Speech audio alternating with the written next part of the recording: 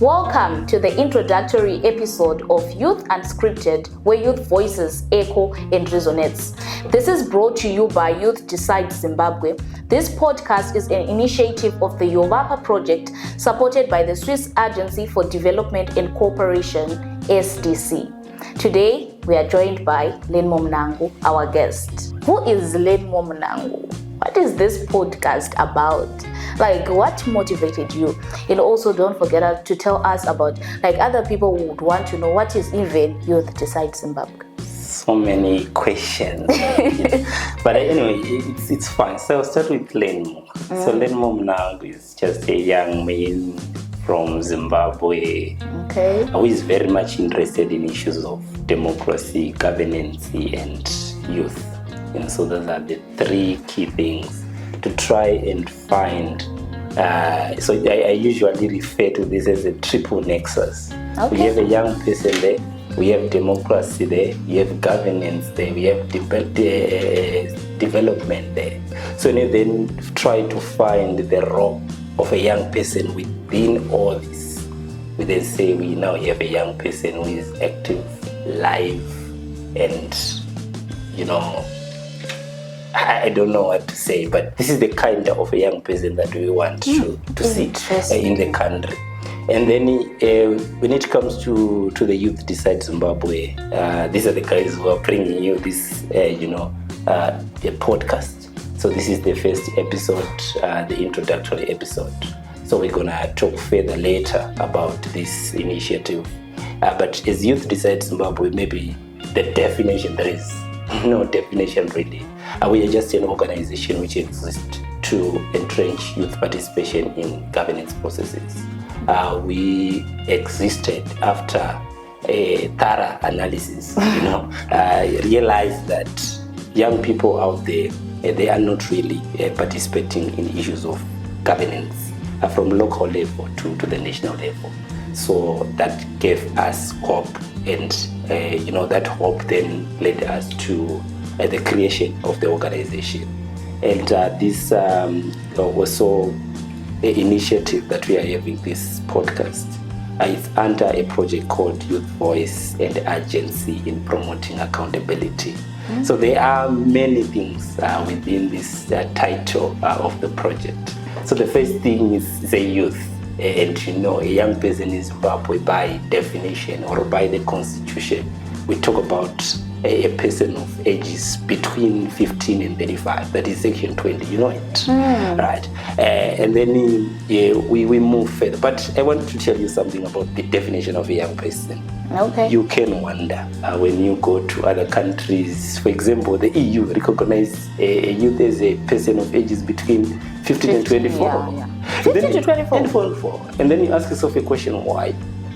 So the definition of a demographic group is given after analysis of different things. So the first thing is supposed to be age.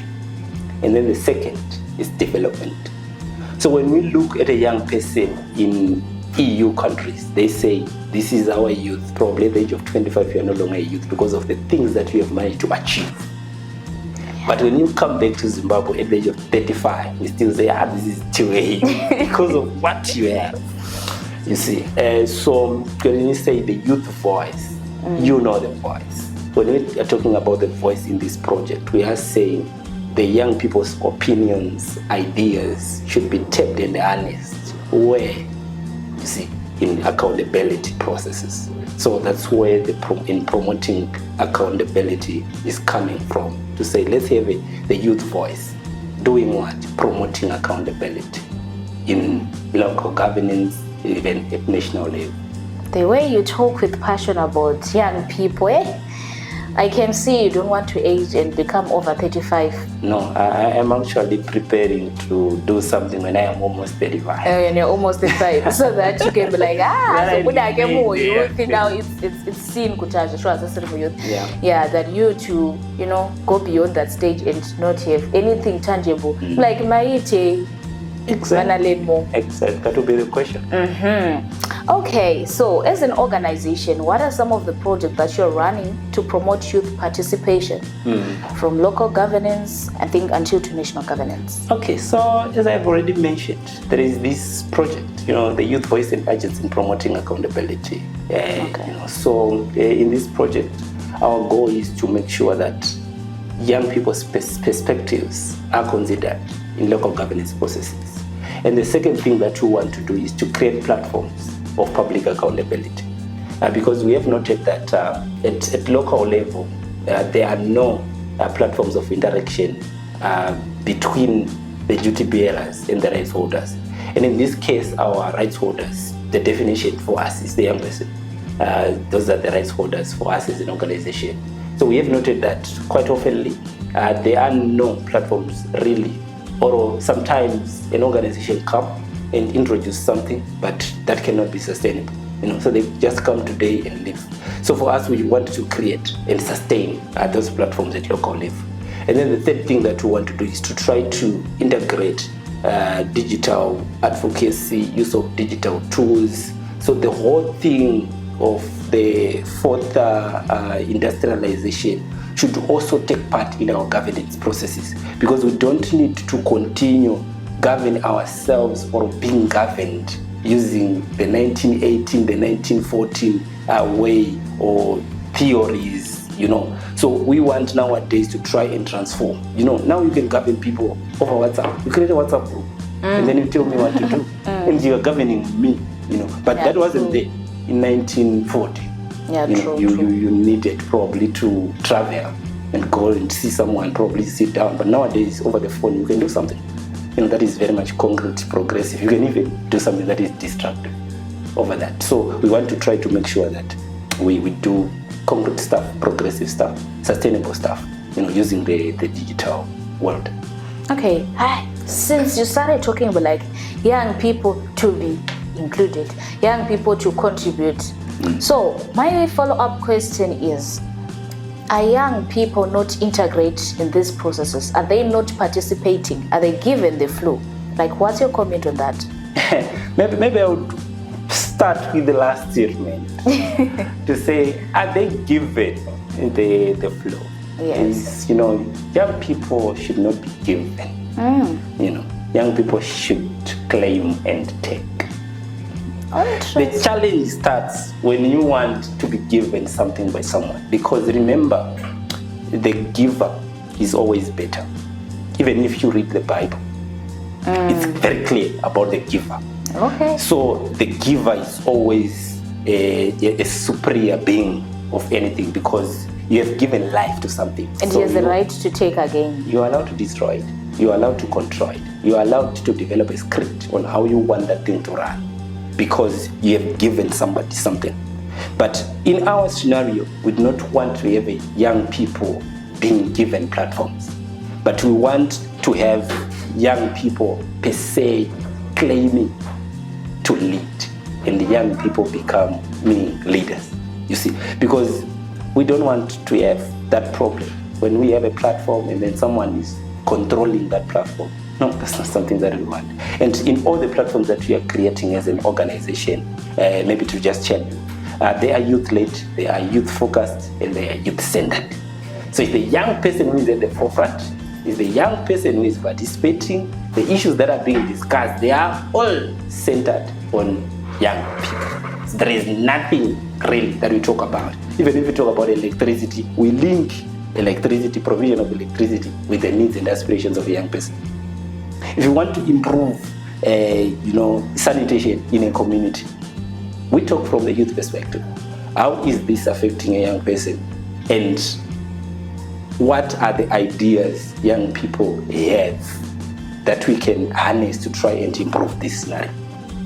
You see, so we are also not in an environment, or we are not creating an environment whereby we have young people that we say, these young people are just, waiting probably to complain. We also want to have young people who will be able to proffer ideas and solutions towards the problems that we are facing. Remember, we say now the young people are the ones who are still going to school, and a lot of new things are coming out. So obviously they have the ideas. They know what is supposed to be done. That is very recent, but in terms of the project that we are doing, and maybe to just say, young people, are they included in the programs?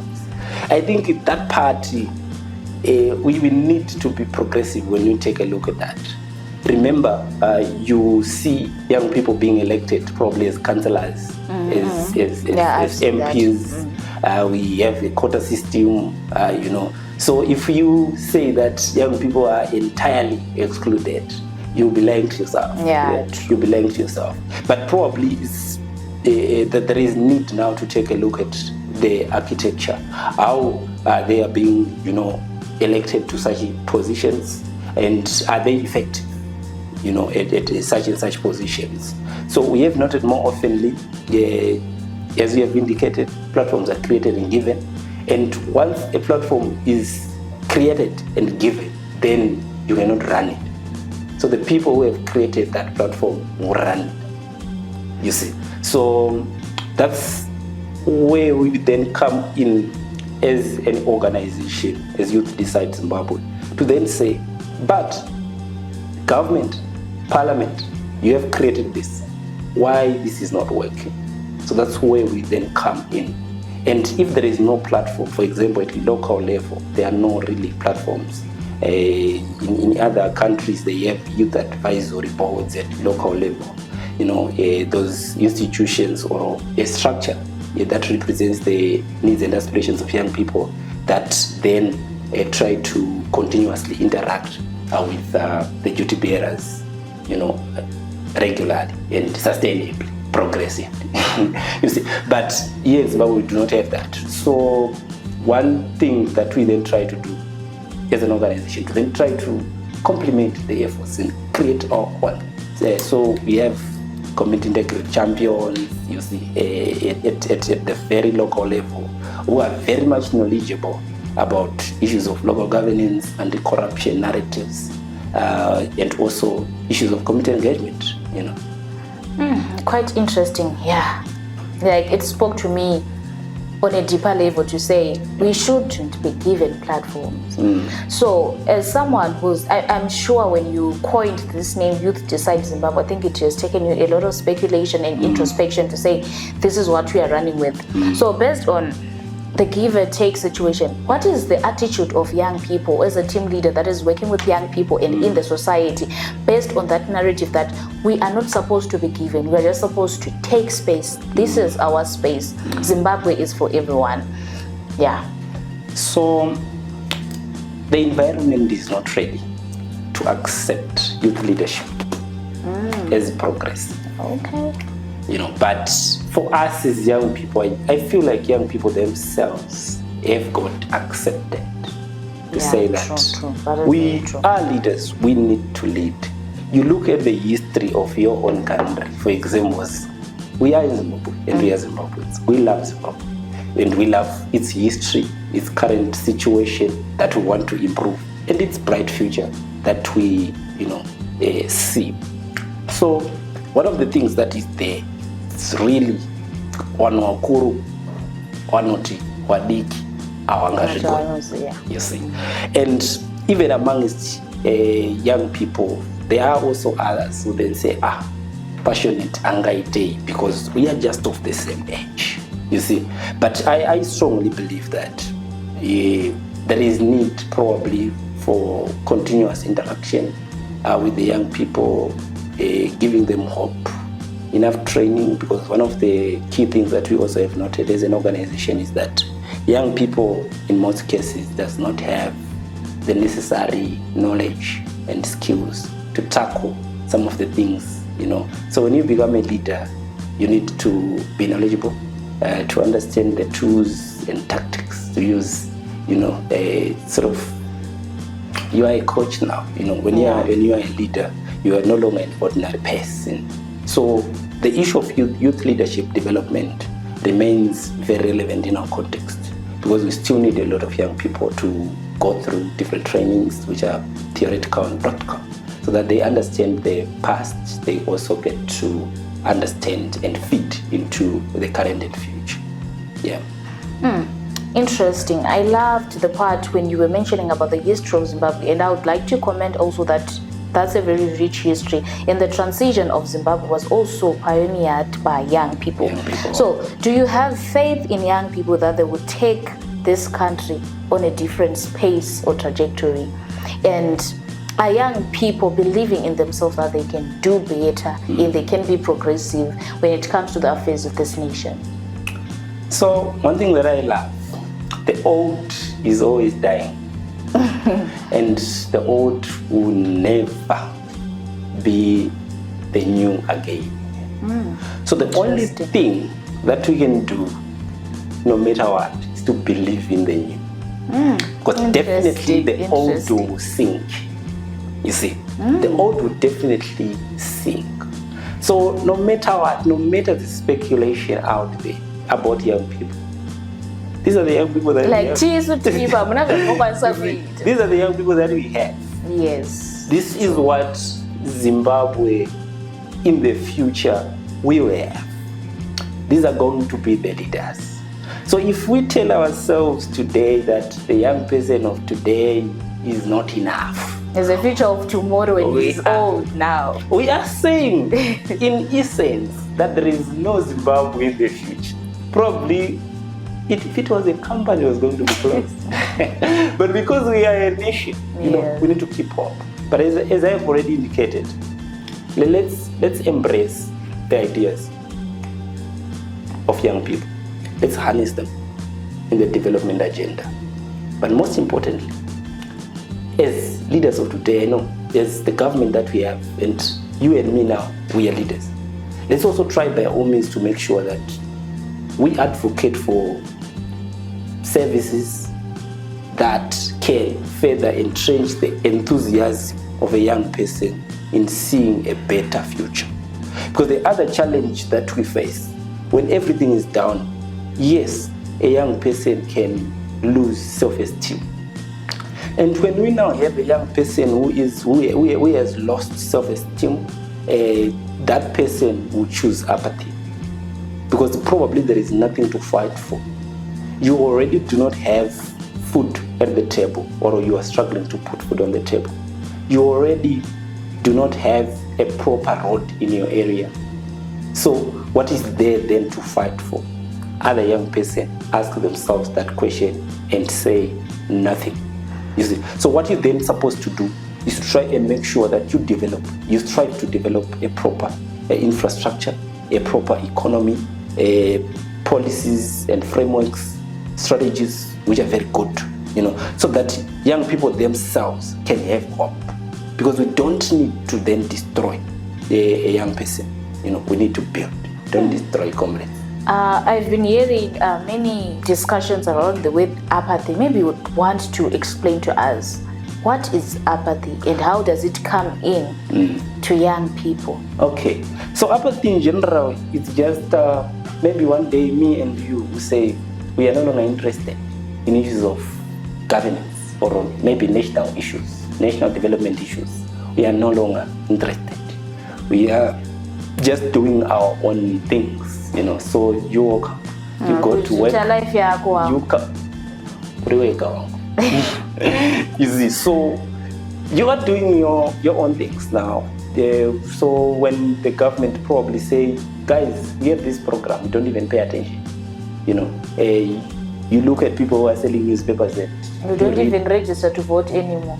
You don't. So in terms of everything that is national or local, you are no longer interested. That's when we then say this is apathy.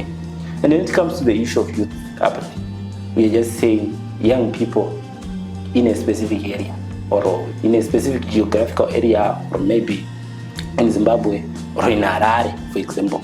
Young people in Harare are no longer interested or are not participating in such and such issues. But I would like to assure you, yes, apathy is there. But in Zimbabwe, I believe that sometimes it's just the lack of proper infrastructure, you know, to attract and promote youth participation. But young people in Zimbabwe, once you show them the light, they follow. You know, but in most cases, the challenge that I noted is like in soccer. When you have a bad coach, the team will lose. Yeah, so when you have bad leaders, for example, you know, you also lead bad people. Interesting. Yeah. So what are the challenges or barriers that young people are facing in the event that they want to engage in the governance processes? Other young people say that there are systematic barriers. The system itself does not appreciate young people in general. And for example, let's say it's governance issues to do with maybe elections. Then look at the unemployment rate in Zimbabwe. Can a 27-year-old afford to run an election for an MP seat? What are these challenges that they are facing as young people? Yeah, I think you have already indicated, sir. You see, the financial challenge, you know, the economic constraints that we have. A young person is not empowered to really, you know, participate at another level. You know, when you now want to be a member of parliament, there is something that is needed from you to provide. You need to campaign. You know, a lot of things are expected of you. But do we have those things? No. So in terms of how our economy is performing, I think it's also one of the key challenges that young people are facing. Because now when you do not have probably food on the table, you then tend to apathy.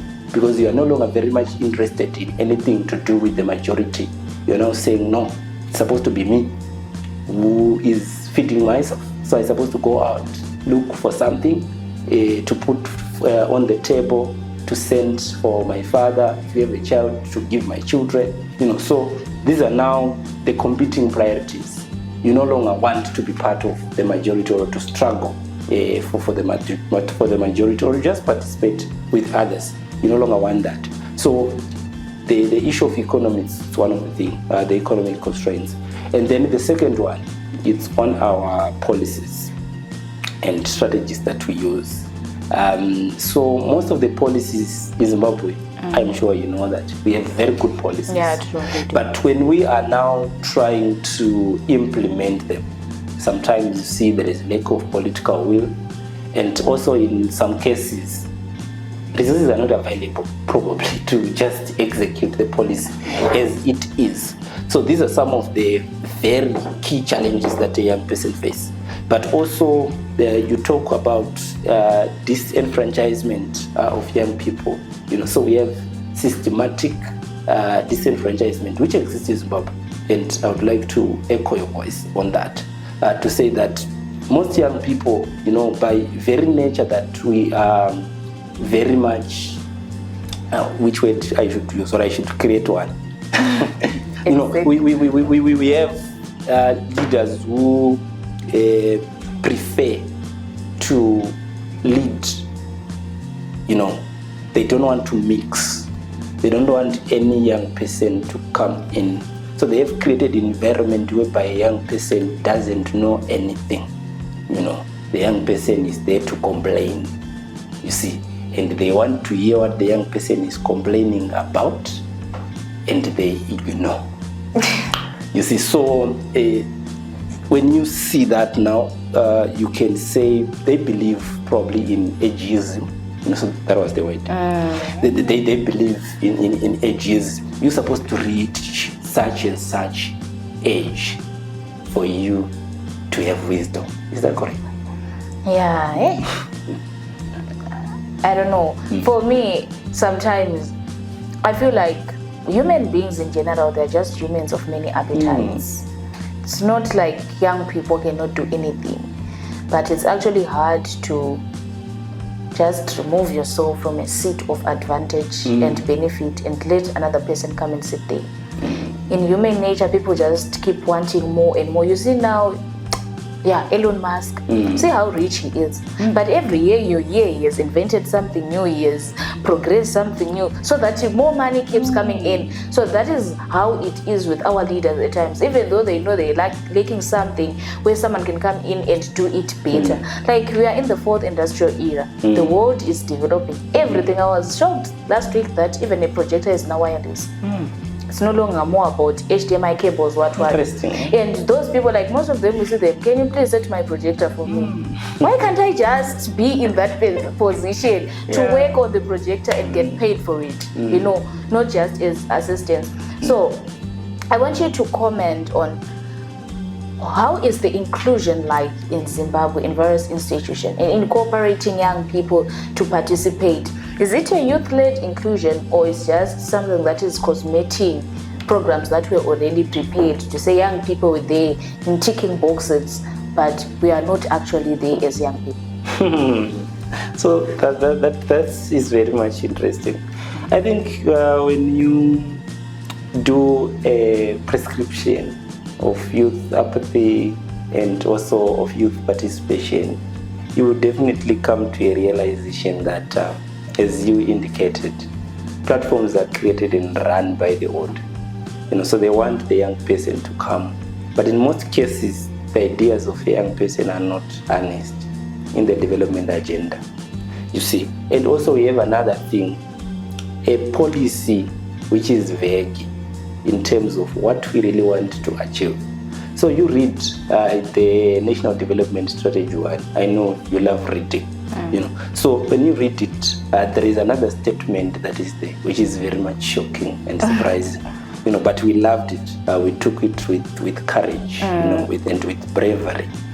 So, and I quote, they said, and I quote, young people in Zimbabwe have not yet accepted the culture of honest hard work. So already you are defining a young person. Actually, I want to put a disclaimer there. I don't know the qualitative and quantitative methods which were used to measure that, to come up to a realization that a young person in Zimbabwe is actually lazy, and is corrupt. Because when you say honesty, you're actually saying they are not honest. Yes. So we would want to know probably at the other stage, to just probably interact with people who crafted that statement so that they tell us the quantitative methods and the qualitative methods which are used. But I think it's an interaction for another day with the people who crafted this. But back to the question, you can probably see that whatever that is being done, a young person is being tainted.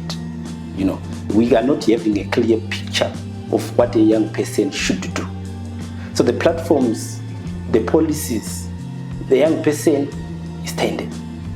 So you do not know really what do we need to do as young people. Because the policy, the national strategy is telling you that you have not, you are not ready. Because when you talk about culture, it's supposed to be something that we are living on. And when we say that young people have not yet appreciated these good values, you're actually saying young people cannot lead. You're actually telling us not to claim the space. You see, but at the same time, in that very document, they then say we are creating a platform for young people to lead, which means you're actually saying these are just apprentices. Let them come. Let's try. It's an experiment. You see, so the participation of young people in Zimbabwe is very much experimental. They just, you can even look at the national, not the national. I can say the national youth policy itself, but you can also even go to parliament. We have the youth quota. You see, so everything is experimental when it comes to mainstreaming. You see, so we had the women's quota that was trying to address gender mainstreaming. You see, and now young people are saying, but we also want to be there. You see, and then we come up with the youth quota.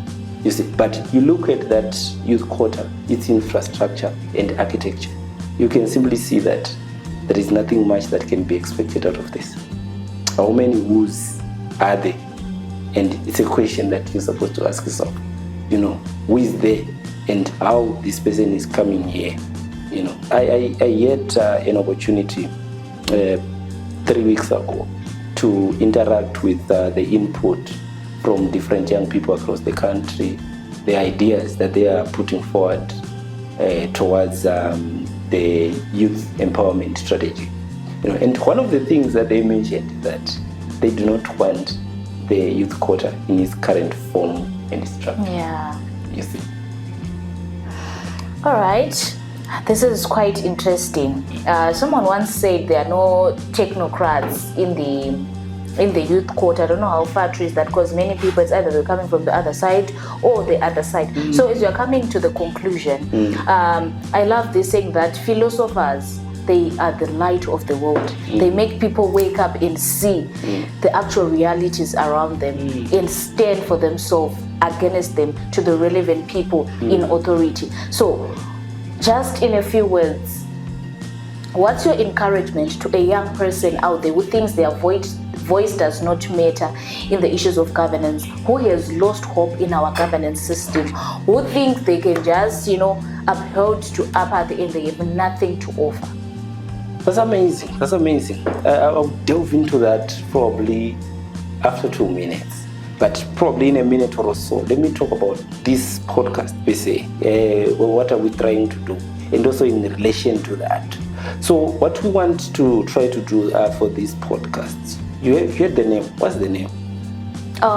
Youth Unscripted. Unscripted. So when we say Youth Unscripted, you supposed to come here as Tafads who are from Chendamboya, my sister Maria from Chachacha, You're supposed to be able, number one, to come here and say as you experience, not as you are being told. Because we believe that at one stage, we'll be able to tap into whatever that will be discussed here and, develop something. If it is a policy brief, if it is a position paper, we're supposed to be able to develop that. So we cannot script you. You're supposed to come here, share your ideas. But at the same time, what we are trying to do is to instill courage on other young people when they see others speaking, to say that, guys, things are very good. Things are going as we wish. And they are out there, things are not going very well. So they are supposed to look around and say, but why things are not going very well for myself? And as Youth Decide Zimbabwe will remain very much open, in that case for that young person to probably reach out. And if we are saying things are not really, going well as we wish as young people, or something is not really correct there, as young people, we raise those issues from this platform. Probably we can have another young person who then say, so this is what is happening. Let me join the movement, So we are here probably. This is a platform for youth to participate, in governance processes themselves. Because whatever that we are going to talk about here, it's centered on development, centered on governance, so that makes us, and a young person is supposed to be, airing views and ideas on that. And maybe on your question, what was the question really? Like, be a philosopher of the day. What's your encouragement to a young person out there who think their voice does not matter, who have lost hope in their voice being heard or even acknowledged in all levels of the governance processes in Zimbabwe? Okay, so maybe to the young person like myself. So for these words, I'll be also telling myself so that I will never give up along the way. So, guys, my youth, don't go to Hoya. But anyway, guys, we only have one country, Zimbabwe. So, if by chance we give up, that simply means we have neglected the fruits of the liberation that happened and achieved in 1980. So as young people, we not afford that. We cannot say we are no longer participating. And at any given point, we must not give the entire power, the entire authority, and the entire decision-making process in the hands of a politician. Remember, a politician is there to represent, in most cases, the interests of him or herself, number one. Number two, the interest of his political organization. So as young people, encourage, especially those young people who are not part of the political architecture of the country, to make sure that they also put forward their voices whenever the national development processes are happening. Be they consultations, let's have young people there who are not politically aligned, but who are speaking the truth and exactly as it is from the community. Because when we have a young person probably who is coming from my party Z, we believe in what Z stands for. But does that represent the interest of the people of Zimbabwe? I don't know. We don't know, because we do things as party Z. So we need to have a generation of young people who say, yes, of course, I do not belong to party D, but when it comes to the issues of national development, we are here to participate. Let's not surrender our rights, our power, our aspirations, our future in the hands of politicians, or at least in the hands of the government. Let it be our government. Let's run our government as the young people. Thank you. Thank you so much, Lane Moore, for coming and having time with us to share the main idea behind this podcast and what it intends to do. We have come to the end of today's introductory episode of Youth Unscripted, where youth voice echoes and resonates, brought to you by Youth Decide Zimbabwe, supported by Swiss Agency for Development and Cooperation, SDC. As your host, Passionate Fuza, we'll meet again in the next episode. Thank you.